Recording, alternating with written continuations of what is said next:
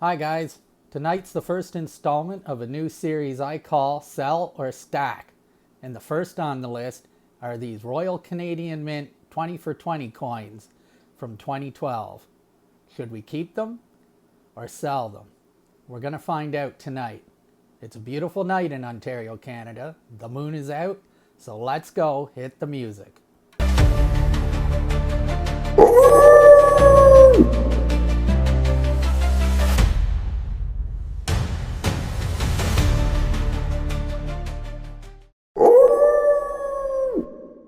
Good evening, everyone, and welcome back to my channel.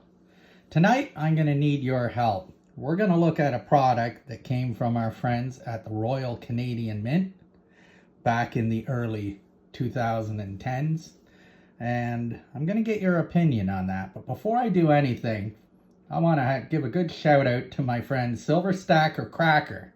Happy birthday, sir. I hope your coffee was good, your day was wonderful. And God bless you, Oklahoma. You're one of a kind. Now, I don't know if many of you have seen this before, but in 2011, the Royal Canadian Mint released coins. They called them 20 for 20. So you could get a coin with a face value of $20 for $20. You sent them a 20, they sent you back the coin. Now, there was no gimmick. There was no premium. It was just something they were doing. They called it making collecting accessible, which is code for the poors, like me. Because back then, I had no money for such a thing. But my brother, he was a hardcore Royal Canadian Mint patron.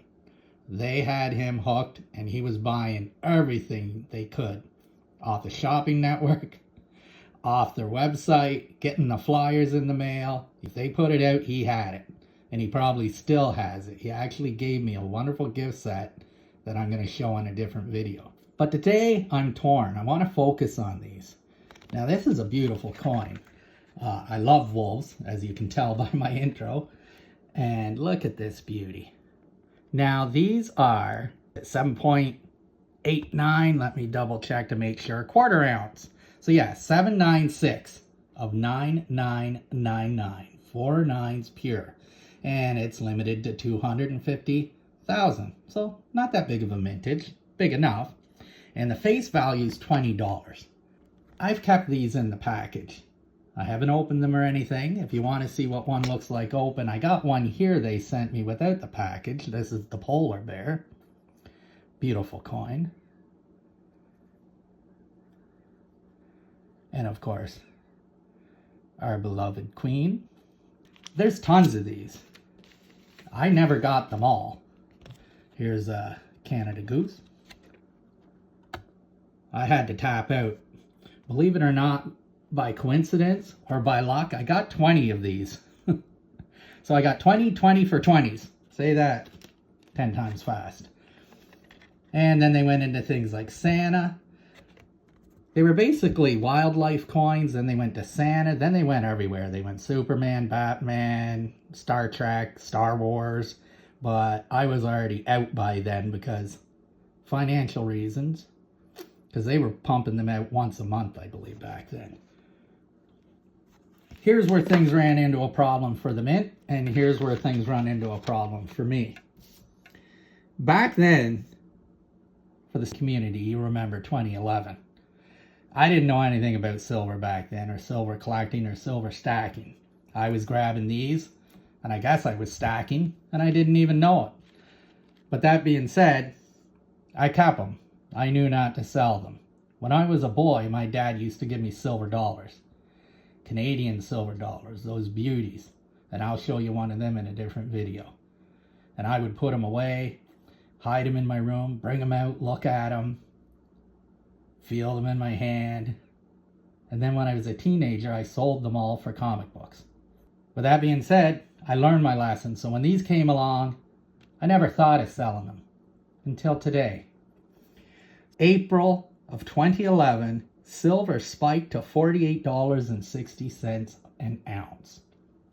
The only problem is by the end of the year, it closed $27.78. And what happened?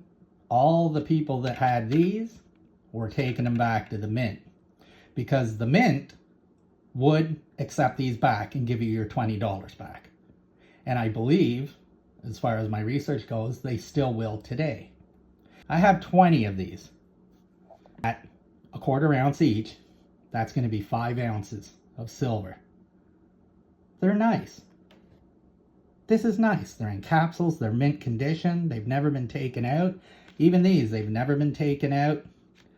I'm sure someone would like those. But selling them would be a bit of a pain. I don't know, you can walk into a bank and say, hey, give me $20 for this. It says it's $20, you got to give me $20. I think they're going to look at me and say, get lost. So then I'd have to take it to a coin shop, and they're probably not even going to give me the $20, because unfortunately today, a 1/4 ounce of silver, even in Canada at $65, is not $20. But I could sell these on eBay and probably get them for 20, maybe 25. But let's just say I only got my money back. Let's just say I took them back to the mint. Would you rather have 20 of these little collector items in your stack that I've had since 2012? Or would you rather have 5 maples or 5 eagles or a 5 ounce bar? See, that's the thing. If you've seen my video yesterday, I'm not stacking for me. My game's over. I turned 53 this week, and I'm not going to be around to cash in the haul. This is for my daughter's retirement. We're talking 40 or 50 years from now. And I would love to be there. I don't think the math is on my side. So I don't want her to have a hard time selling, if you know what I mean. I think these might be a little difficult. And I have a whole bunch of stuff from the mint that I'm going to be showing in videos. I just started stacking April of this year. I just had a kidney transplant and I almost died. When I was laying there on the morphine, I thought, what if I did die? What would I've left for my daughter? And it's not much. So I started Googling ways I could make money, or ways I could do this and this, and somehow I came across a YouTube video called Silver Dragons. And I'm sure most of you know who he is. And I binge watched. But I also looked on the phone and find out ways I could make money, and I started doing surveys for 50 cents a survey, or 10 cents a survey, or $1 a survey if I got lucky. You know what? I saved up, and when I got out, I got my first ounce of silver for the new stack. I paid $48 for a buffalo. Now silver's 60. It was 45 an ounce, now it's 65. So that buffalo's already went up $20. So imagine what it'll be in 20 years. But a buffalo round, no problem. People know what they are. Going to be able to sell that. Easy peasy. But I like these too. I like looking at them. They're beautiful. The mint always does amazing work. I love this wolf. I would never sell this wolf.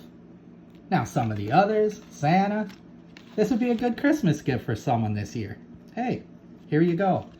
You know, you should start stacking silver. Here, let me help you out. Here's a 1/4 ounce of silver on, free of charge. There you go. There's all the information. Maybe someone will get the silver bug. And I got, like I said, 17 more upstairs. But the problem is, I'm a stacker now, not a collector. I'm going to put a poll down below the video. I'd like your opinion. Let me know what you would do. Anyway, I've been rambling along long enough. Let's get to the business. Look who's back. Our friend the jar. There's my dad's diamond there. Another video? Let's get another coin. Tonight, this is a beautiful Washington quarter, 1956. Once I realized junk silver was 90%, I went on the hunt. I found this bad boy in a can of coins I had with pennies and nickels and dimes. And they were all Canadian, but this beautiful eagle was peeking out between the pennies. There he is. I love my American 90%. So, in we go. It's hard to believe I got 35 cents in this jar. It's really over $10. And in Canada, this is over 15. I think when I checked 2 days ago, it was $16 and something for these. All right, folks. Thank you so much for watching the video. Please hit like, subscribe, give me a follow. If you would like to come on this journey with me, every video we're putting a coin in the jar. And tomorrow, I got a special one to go in there. All right. Thanks so much, everyone. God bless you. It's a beautiful night in Canada. I'm going to bed.